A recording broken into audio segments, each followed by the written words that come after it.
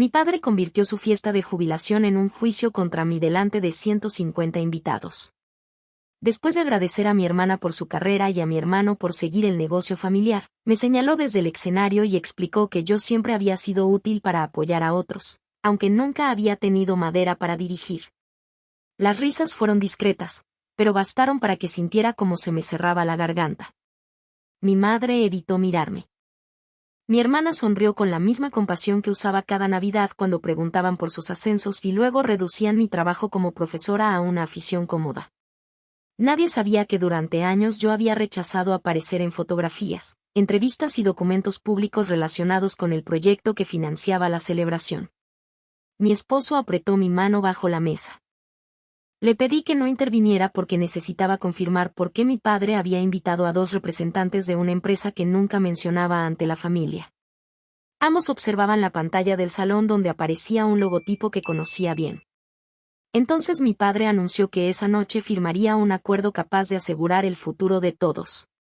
Mi hermana recibió una carpeta, mi hermano otra y mi madre comenzó a llorar de orgullo. A mí no me entregaron nada. Cuando revisé el programa impreso, descubrí que el último punto había sido añadido esa mañana. Debajo del nombre de mi padre figuraba el de mi esposo, seguido de una presentación que jamás me había contado que preparaba. Mi esposo subió al escenario con una carpeta parda y una expresión que no pude leer. Pensé que mi padre lo había invitado a presentar alguna sorpresa por la jubilación, pero la pantalla cambió y mostró el plan de expansión de una plataforma educativa que yo había creado 8 años antes. La plataforma nació para ayudar a estudiantes que no podían pagar tutorías privadas. Yo diseñé los materiales, conseguí docentes, negocié licencias y reinvertí cada ingreso. Con el tiempo, varias escuelas contrataron el servicio y una fundación ofreció financiar su crecimiento, siempre que la gestión permaneciera independiente. Por eso me quedé inmóvil cuando explicó ante los invitados que la plataforma había alcanzado una valoración suficiente para atraer inversores y que la familia estaba preparada para convertirla en una empresa formal. Cada frase utilizaba datos exactos de informes que yo guardaba en una carpeta protegida.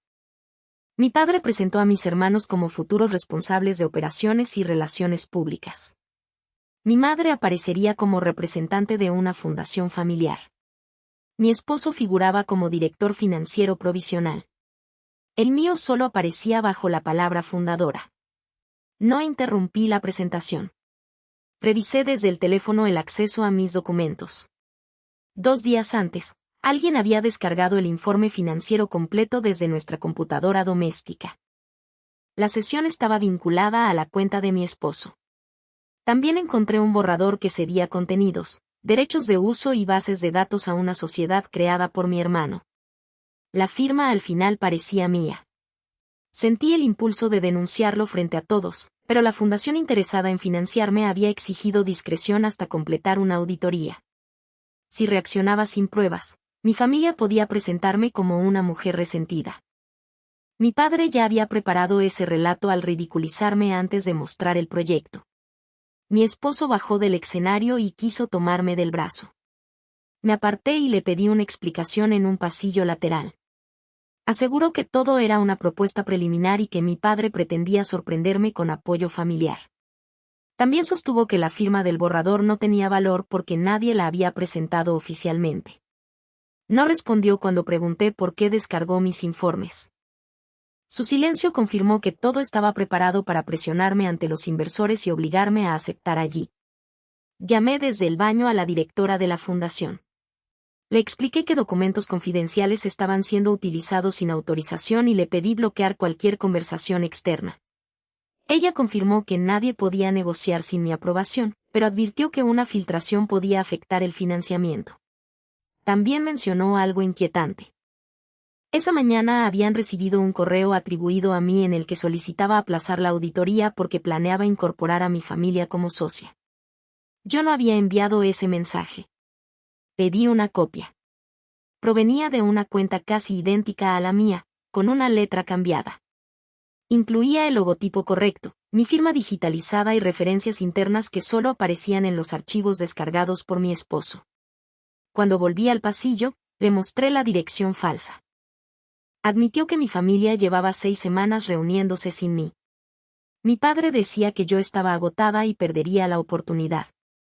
Mi esposo participó porque temía que el trabajo absorbiera nuestra vida y porque le prometieron un salario para pagar la hipoteca.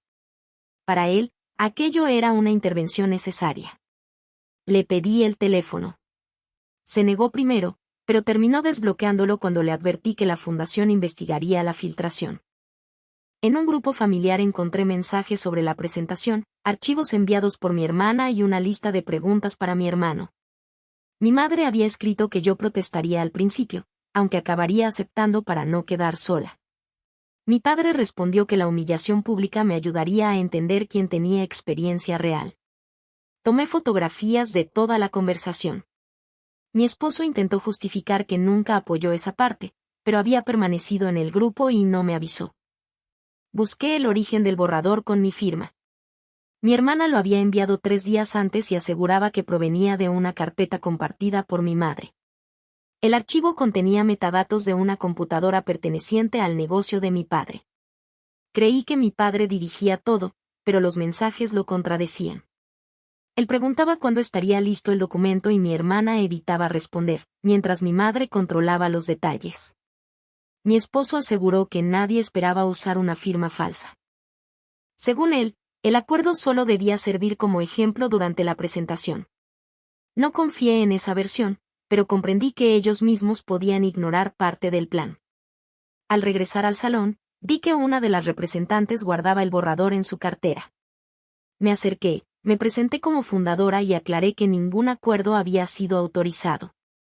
Ella explicó que la invitación indicaba que yo aprobaría la operación al final de la noche.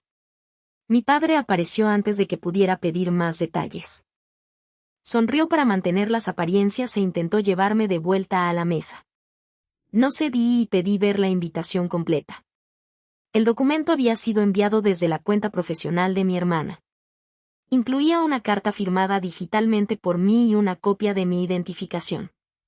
Esa copia no estaba en los archivos domésticos que mi esposo había revisado. Solo una persona de mi familia había recibido aquella identificación durante el último año. Mi madre la guardó cuando me ayudó con un trámite médico, aunque después aseguró que me la había devuelto. Mientras todos seguían celebrando, la vi salir discretamente del salón con mi hermana. La seguí hasta una oficina cerrada y escuché cómo discutían por una transferencia que debía completarse antes de terminar la fiesta. Entonces mi hermana afirmó que ya había hecho su parte y que no pensaba cargar con la culpa si mi madre volvía a cambiar las condiciones. Me quedé junto a la puerta, intentando distinguir cada palabra sin hacer ruido. Mi hermana acusaba a mi madre de haber cambiado el porcentaje que recibiría después de la firma. Mi madre respondió que nadie obtendría nada hasta que la fundación creyera que yo había cedido el control por voluntad propia. Aquello confirmó que no buscaban solamente un puesto. Querían desplazarme antes de que terminara la auditoría y usar la presentación pública como prueba de mi consentimiento. Cuando salieron, entré en la oficina. Sobre el escritorio había una memoria externa conectada a una computadora del salón. No toqué nada. Fotografié la pantalla y anoté la hora.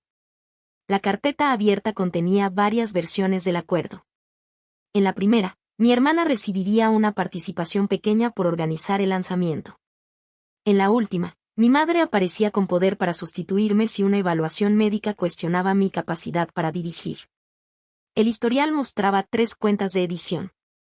La primera pertenecía a mi hermana, la segunda al negocio de mi padre y la tercera utilizaba el apellido de mi esposo con una dirección desconocida. Envié fotografías de los metadatos a una cuenta nueva. Mi esposo me esperaba en el pasillo. Al ver esa dirección, aseguró que no era suya. Revisó su correo y encontró avisos antiguos sobre intentos de acceso que había ignorado. Seguía siendo responsable por descargar mis informes, aunque alguien había usado su identidad para llevar el plan mucho más lejos.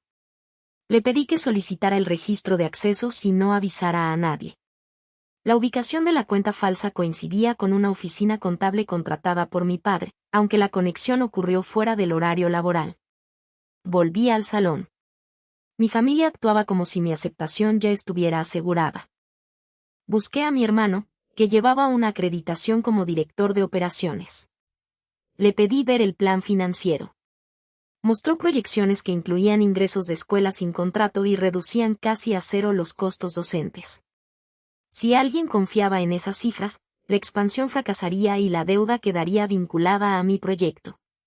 Mi hermano admitió que mi madre le había entregado el archivo y le prometió que podría vender parte de su participación después de la inversión. Mi madre les ofrecía beneficios distintos y ocultaba a cada uno lo prometido al otro. El autor del archivo era un consultor que había trabajado años atrás con mi padre. Lo había visto entrar antes de la presentación sin figurar entre los invitados. La directora de la fundación me envió los datos técnicos del correo falso. La ruta coincidía con la edición atribuida a mi esposo y provenía de la oficina contable. Llamé a una antigua compañera que administraba la seguridad de la plataforma. Le pedí revisar los registros internos que yo tenía derecho a consultar. Encontró un usuario administrativo aprobado mediante una clave temporal enviada a mi teléfono 6 semanas antes. Recordé aquel mensaje. Estaba en una reunión cuando mi madre me pidió el teléfono para llamar a un médico porque el suyo no tenía batería. Me lo devolvió minutos después y nunca revisé las notificaciones eliminadas. Mi compañera confirmó que el nuevo usuario había cambiado la dirección de recuperación y programado una transferencia de dominios hacia la sociedad de mi hermano. Solicité suspenderlo y conservar todos los registros. Después propuse a la directora de la fundación asistir al cierre sin anunciar que conocíamos el fraude. Necesitaba observar quién presentaría el documento final. Regresé a mi mesa mientras mi padre anunciaba que pronto llegaría el momento más importante. Mi madre afirmó que toda la familia había trabajado para darme aquella oportunidad. Respondí que escucharía la propuesta completa, y su alivio confirmó que creía haberme sometido. Mi hermana volvió y evitó mirarme. Le pregunté por la transferencia que discutía con mi madre. Fingió no entender hasta que le mostré una fotografía de la última versión del acuerdo. Admitió que había preparado invitaciones y documentos porque mi madre le prometió dirigir la imagen pública. También aseguró que la cláusula médica no estaba en el texto que ella redactó. Revisamos sus mensajes con el consultor. Había conversaciones sobre porcentajes y materiales, pero ninguna instrucción para falsificar mi firma. En una copia de seguridad aparecieron mensajes eliminados que cambiaron todo. El consultor no recibía órdenes de mi madre. Enviaba informes a otra persona y describía a mi madre como una intermediaria fácil de controlar porque estaba obsesionada con asegurar el futuro de sus hijos. El destinatario utilizaba una cuenta privada vinculada al negocio familiar. Pensé que pertenecía a mi padre, pero el número de recuperación terminaba con los mismos 4 dígitos del teléfono de mi esposo. Lo confronté lejos del salón. Negó conocer la cuenta y me entregó su teléfono. Descubrimos una segunda línea asociada a su contrato, activada sin que él lo supiera. La solicitud incluía una copia de su identificación y una firma digital. La fecha era anterior a las reuniones familiares. Mi esposo había dejado su cartera varios días en la oficina de mi padre durante una solicitud de crédito. Mi padre podía copiar su identificación, pero no conocía el código necesario para activar la línea. Mi madre sí lo conocía porque años atrás administraba los planes telefónicos familiares. La conclusión parecía evidente hasta que mi compañera volvió a llamarme. Había rastreado la dirección desde la que se creó el usuario administrativo. No pertenecía a la casa de mis padres ni a la oficina contable. Pertenecía al despacho donde trabajaba mi esposo. El acceso ocurrió mientras él estaba conmigo, pero la entrada al edificio se realizó con una tarjeta física registrada a nombre de su jefa. Entonces comprendí que mi familia no había iniciado el plan. Alguien de fuera llevaba meses utilizando sus ambiciones para apoderarse de mi plataforma, y mi esposo había sido elegido como puerta de entrada mucho antes de aquella fiesta. La información sobre la tarjeta de acceso cambió mi siguiente paso. Ya no bastaba con impedir que mi familia firmara. Tenía que demostrar quién estaba usando sus ambiciones para apropiarse de la plataforma antes de que terminara la auditoría. Pedí a mi compañera que conservara los registros y preparara un informe técnico. También solicité a la directora de la fundación que retrasara el cierre sin cancelar el evento. Si el verdadero responsable creía que el plan seguía intacto, tendría que intervenir para completar la transferencia. Mi esposo contactó al responsable de seguridad de su despacho. La tarjeta de su jefa había entrado 3 veces fuera del horario habitual. Ella estaba fuera de la ciudad en 2 ocasiones y en otro país durante la tercera. La tarjeta había sido duplicada o prestada, pero el sistema conservaba imágenes. Mi esposo pidió preservar las grabaciones y reconoció por escrito que había descargado mis informes. Su colaboración no borraba su traición, aunque impedía que alguien siguiera usando su identidad. Volví al salón y observé al consultor. Se movía entre los invitados sin hablar con mi padre. Solo miraba el reloj y enviaba mensajes. Cuando mi madre se acercó, él fingió no conocerla. Mi hermana me mostró conversaciones eliminadas. El consultor le había pedido llevar el documento final a la oficina antes del brindis y entregar la memoria externa a una persona que llegaría después. Le pedí que siguiera el plan. Aceptó al comprender que el acuerdo también la hacía responsable de una deuda imposible. Mi hermano entregó las proyecciones originales. Las cifras manipuladas aparecieron después desde la cuenta vinculada al consultor. Mi madre no quiso colaborar. Sostenía que el negocio pertenecía moralmente a la familia. Le mostré la cláusula que permitía sustituirme y los ingresos inventados, pero insistió en que cualquier riesgo valía la pena si aseguraba puestos para mis hermanos. Comprendí que no necesitaba convencerla. Necesitaba impedir que su necesidad de control destruyera lo que yo había construido. Mi padre anunció el cierre de la celebración y pidió que mi esposo, mis hermanos y yo subiéramos al escenario. Mi madre me entregó una pluma y afirmó que aquella era la oportunidad de demostrar que podía pensar en todos. Tomé la pluma, pero pedí que mostraran el documento exacto. Mi padre vaciló. El consultor conectó una memoria y la última versión apareció en la pantalla con mi firma ya insertada y una página final que nadie de mi familia había visto. Esa página transfería los dominios, las licencias y la base de usuarios a una sociedad distinta de la creada por mi hermano. El domicilio coincidía con una empresa relacionada con la jefa de mi esposo. Mi hermana exigió saber por qué habían cambiado el destinatario. Mi hermano descubrió que su supuesta participación desaparecía después de 6 meses. Mi madre leyó la cláusula que la convertía en administradora provisional sin derecho a vender ni votar. Habían sido utilizados como fachada para obtener mi consentimiento y después apartados del negocio. El consultor intentó cerrar la presentación, pero el técnico mantuvo el documento visible. La directora de la fundación explicó que la auditoría había detectado comunicaciones falsas, accesos no autorizados y cifras alteradas. No acusó a nadie de un delito concreto. Señaló que el financiamiento quedaba suspendido hasta completar la revisión. Mostré los registros del usuario administrativo, la cuenta falsa, la transferencia programada y las versiones del acuerdo. Mi compañera explicó cómo se crearon los accesos y por qué el origen técnico coincidía con el despacho de mi esposo. Mi padre lo redujo a una disputa familiar. Respondí que eso no explicaba la empresa externa, la tarjeta duplicada ni la sociedad oculta. Los mensajes demostraban que mi madre entregó mi identificación y presionó a mis hermanos.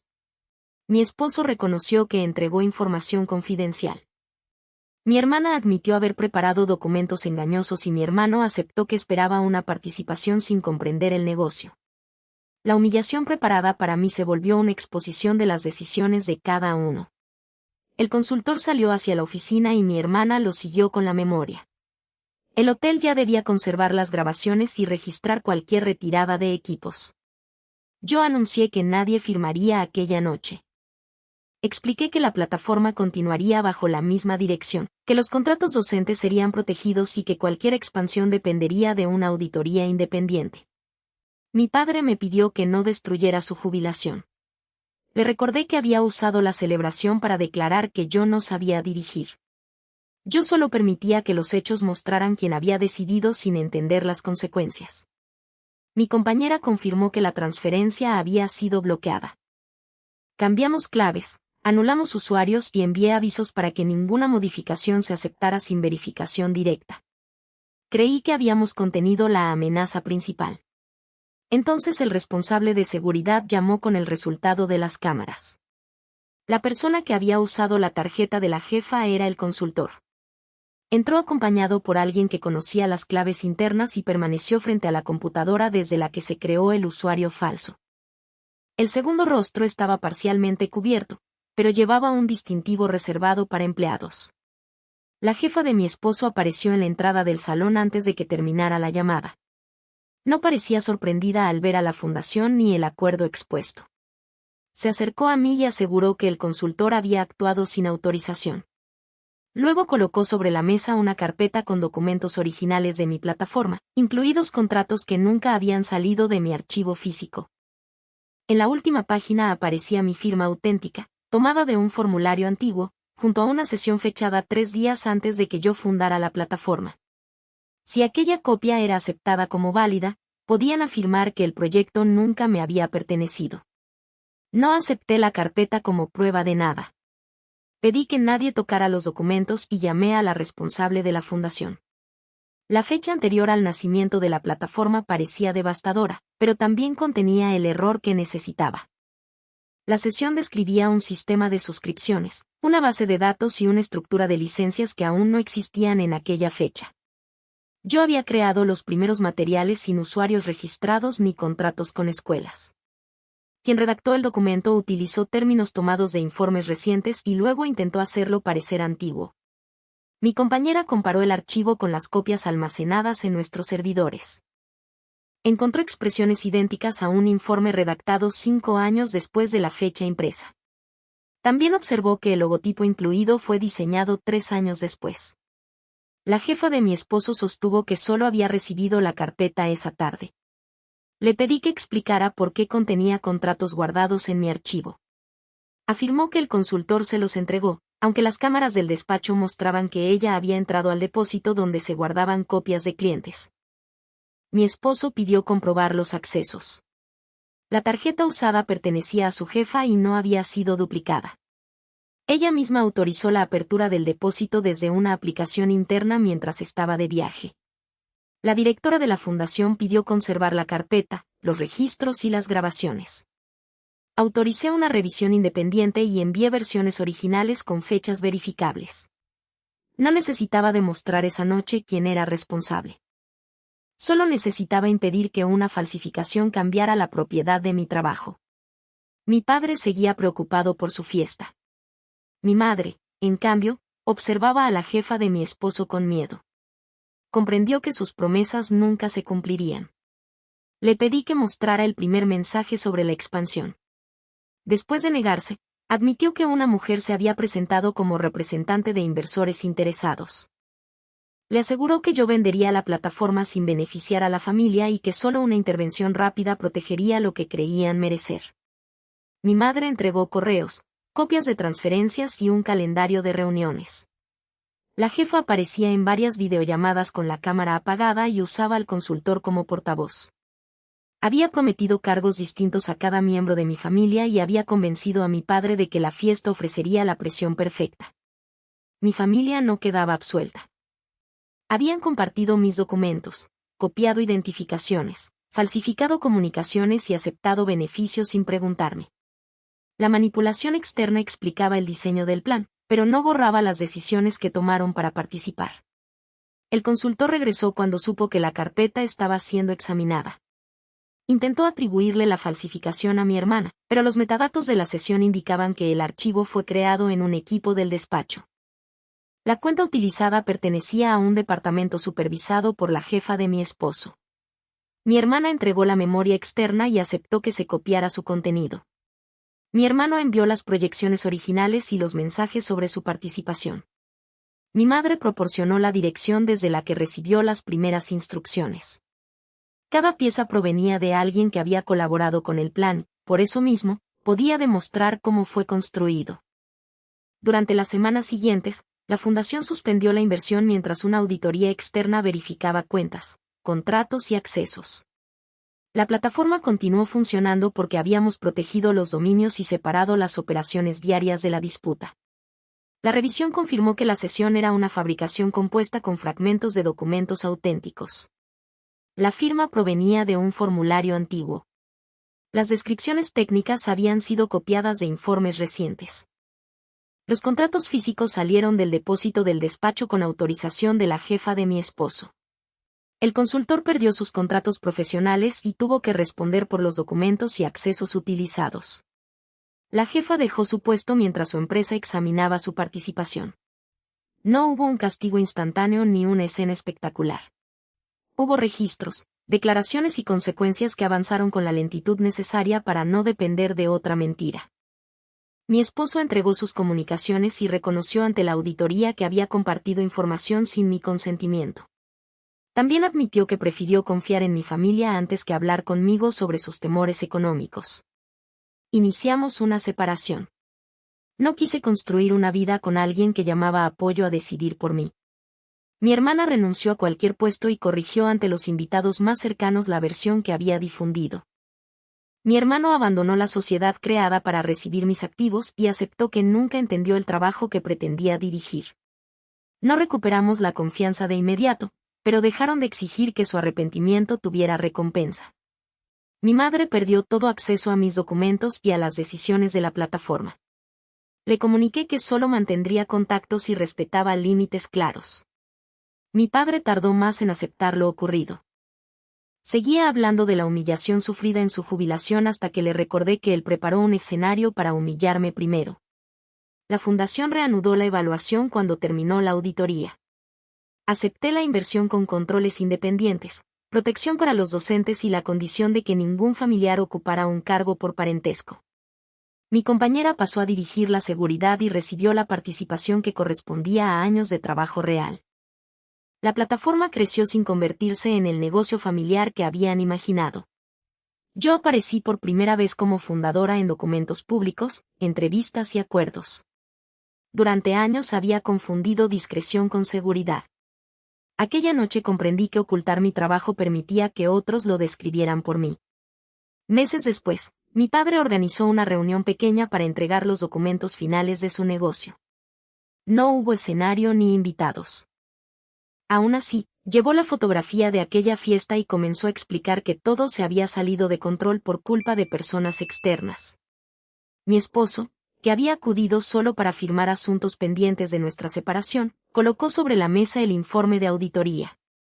Después se volvió hacia mis padres y, con una calma que no tuvo durante la fiesta, les preguntó si por fin sabían quién era realmente su hija.